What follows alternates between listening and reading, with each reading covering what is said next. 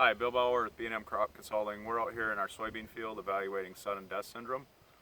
We're out here, it's our 5-stage. It's a good time to get out in the field and see what's going on. Sudden death syndrome, or fusarium, is a disease that causes it, and the infection happens in the plant, usually in cool, wet conditions back in June for us here in the upper Midwest or in Michigan. The infection happens in the root. We don't see a lot of symptoms until we get later on in the season into the R3, R4, R5 stage when we're filling the pods. And we come out and drive by the field, and all of a sudden your field's going backwards.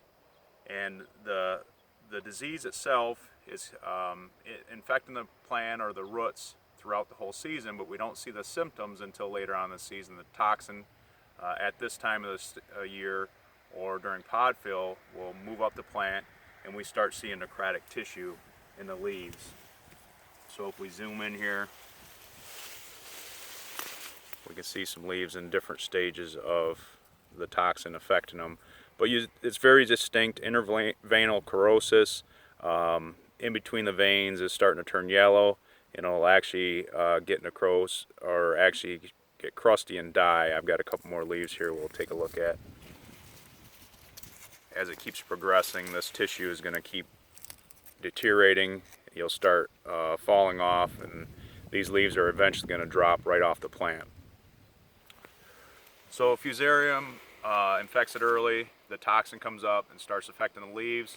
And what the problem with the disease is if your leaves fall off, our leaves are responsible for filling these pods out. So what's going to happen later on in the season when we have a disease like we have in this field that we're seeing, you're going to start seeing aborted soybeans within the pod, or we're going to affect the seed size and really take a yield hit.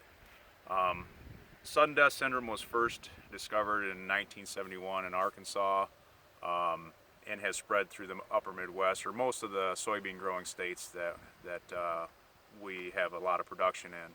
So it's probably next to soybean cyst nematodes is probably the number 2 yield robber that we face.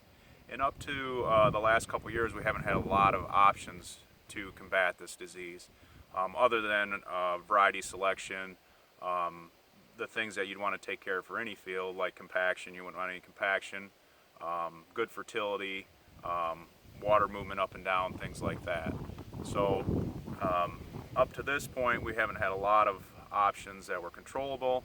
The last couple years here at B&M, we've been studying levo seed treatment. It allows us to put it on early on when these plants are getting infected or at planting time. It really has been reducing the incidence of not only sudden death syndrome, protecting us against that, but also possibly reducing some of the cyst infections that we get.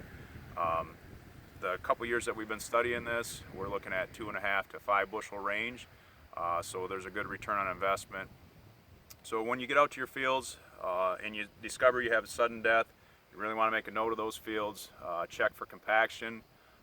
If you don't have any compaction, everything else checking out all right. Then as we make our seed selection or variety selections this fall, we want to think about probably maybe looking at a levo as one of the options to combat this disease.